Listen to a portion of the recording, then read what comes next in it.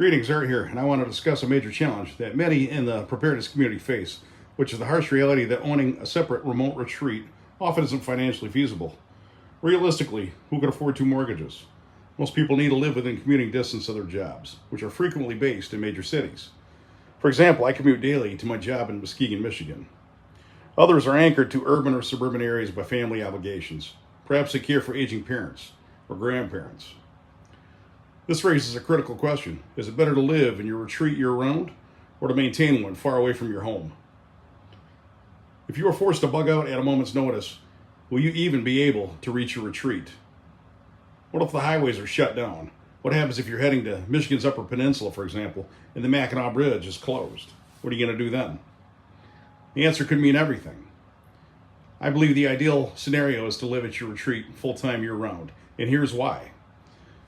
You'll have time to stock supplies and gain gardening experience and master homesteading before any crisis hits. Also, there's a learning curve. Mistakes in gardening, animal husbandry, or farming are better made now, not after the world falls apart. Also, you'll be there year-round to protect your garden, your livestock, your supplies, and your property. Living there year-round transforms you from a suspicious outsider to a trusted local. In times of unrest, refugees and strangers often face exploitation or worse.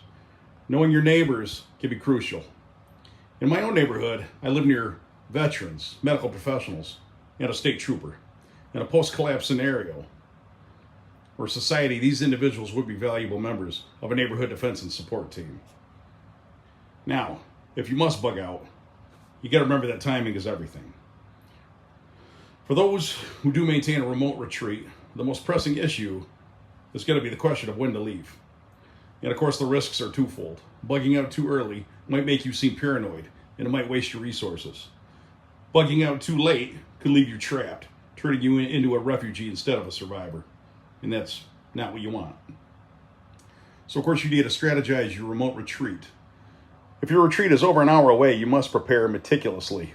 You need to pre-stock your refuge with food, gear, and survival tools. You need to check on your supplies monthly to deter theft and to make sure that nothing's been compromised. You got to conduct annual bug out drills, hauling as much gear as you can to test your capacity. Map out multiple routes, preferably those that bypass interstates and known choke points. You need to keep a reliable GPS and a backup compass. And prepare printed maps in case electronics fail, or if we have an EMP. You need to think about blending in. Blending in could be life-saving. Whether bugging out or already living remotely, blending in matters to your area. Adopt local culture. For example, if you're heading to Wisconsin, become a Green Bay Packers fan. Switch your license plates and your driver's license to match your retreat's state.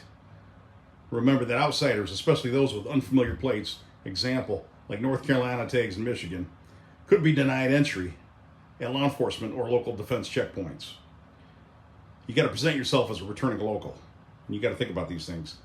These checkpoints, of course, are designed to filter out non-natives and refugees. So fitting in could determine your survival. Remember, too, the clock is ticking. If you're studying Bible prophecy like me, or just reading the signs of the times, it's clear something is coming, quickly. The question isn't if, but when. So plan wisely. Prepare thoroughly. And above all, make sure you're ready to act when the time comes. Learn more at survivalschoolmichigan.com. Come out and see me in the wild. Until next time.